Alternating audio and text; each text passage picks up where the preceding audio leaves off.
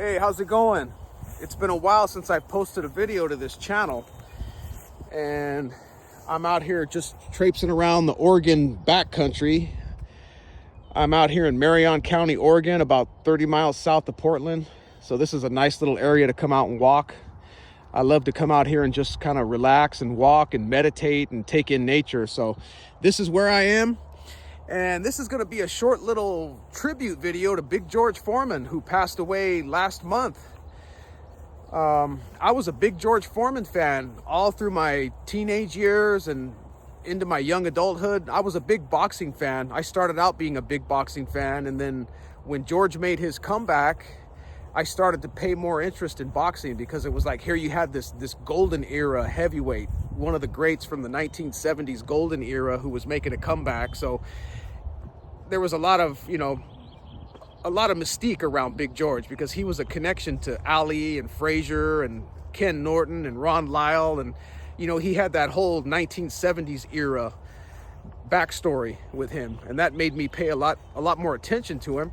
And then I continued to follow his comeback and watched him when he eventually landed his first title shot against Evander Holyfield in 1991. He didn't get the job done, but he put up a good fight. He landed some good punches, and he definitely made things a little uncomfortable for Holyfield. But Holyfield was just too quick, too fast, and he was just too good for the slower, lumbering George Foreman. So George ended up losing a decision, of course, but he was smart enough to, he positioned himself for a title shot, and he ended up walking away with $12.5 million for his troubles against Holyfield. So my hat goes off to Big George for being a rather savvy businessman. But yeah, I was feeling a little uncharacteristically depressed the week that George died. And ordinarily that wouldn't really be much of an issue, because I suffer from chronic depression, and I have suffered with it for many years, unfortunately. So being depressed is nothing out of the ordinary for me, but I was feeling especially blue that week. And after thinking about things and sort of just meditating and trying to figure out what was going on, I came to the conclusion that it was because Big George died.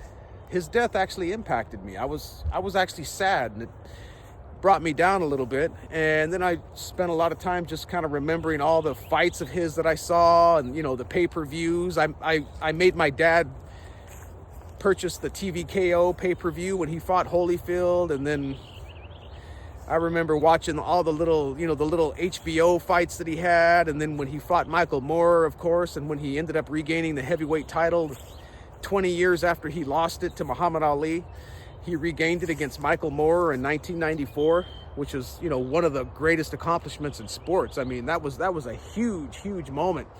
And I recall that night very specifically, because me and two of my best friends, we ended up having a pizza party that night. And we were all sitting around the TV watching the HBO broadcast, and watching Big George fight Michael Moore. And I didn't really think George had much of a shot, because George wasn't looking all that great at that point in his comeback, and he had lost to Tommy Morrison about 17 months prior to him challenging Michael Moore. So I really wasn't giving George much of a shot. I figured that Moore would probably just outpoint him the way that Holyfield did. And through about 10 rounds, it looked like that was going to be the case, because Michael Moore was pretty much outboxing George. George was landing a few good punches here and there, and George had some moments, but overall, Michael was in command until he wasn't.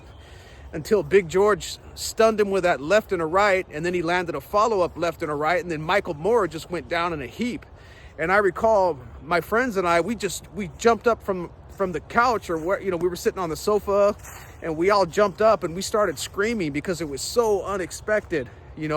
When George landed that lights out right hand and it crashed against Michael Moore's jaw, it was like, holy shit.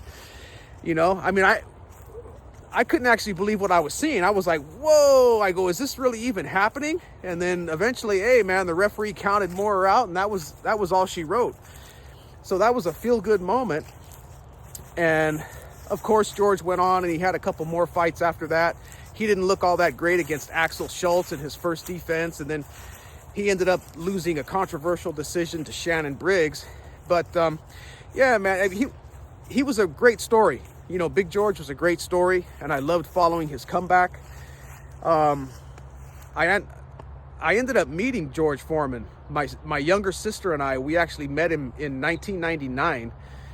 I recall reading in the newspaper that he was going to be making an appearance at South Coast Plaza down in Costa Mesa, and I figured it would be kind of neat to go down there and maybe see him, maybe even get a chance to meet him, which ended up actually occurring.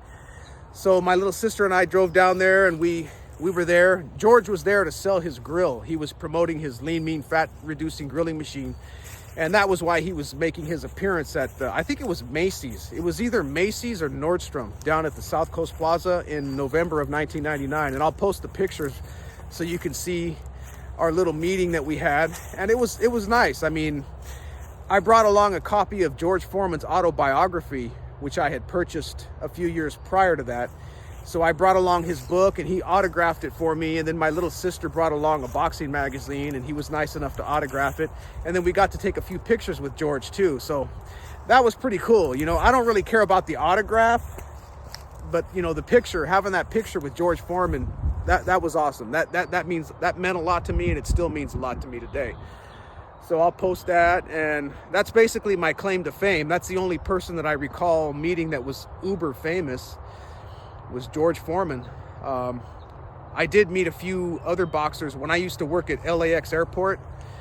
I met Joe Frazier. I saw Ken Norton from a distance. I saw Ali.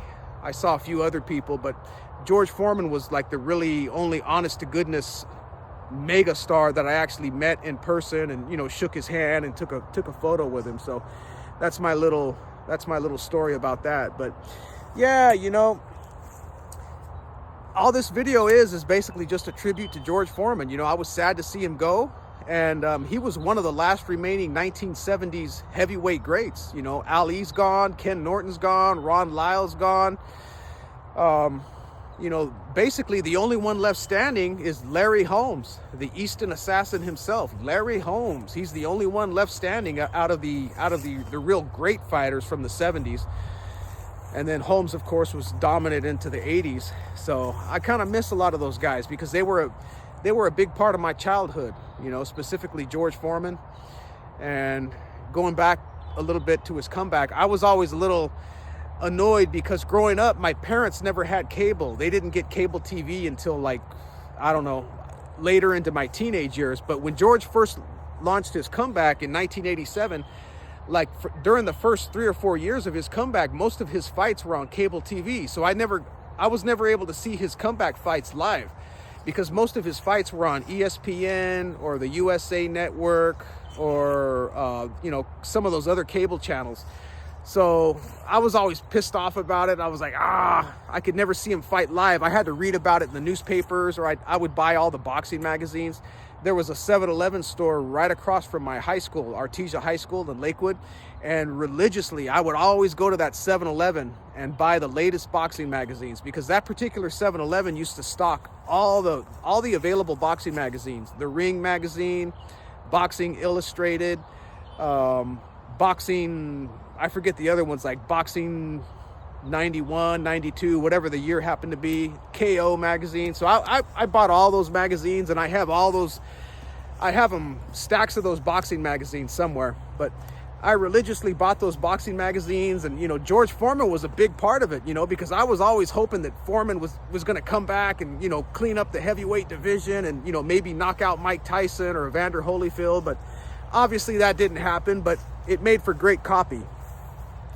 So yeah, I guess that's pretty much all I want to say, is I take my hat off to George Foreman. What an inspirational guy, because by all accounts, according to George himself, he was not a very nice guy back in the 1970s.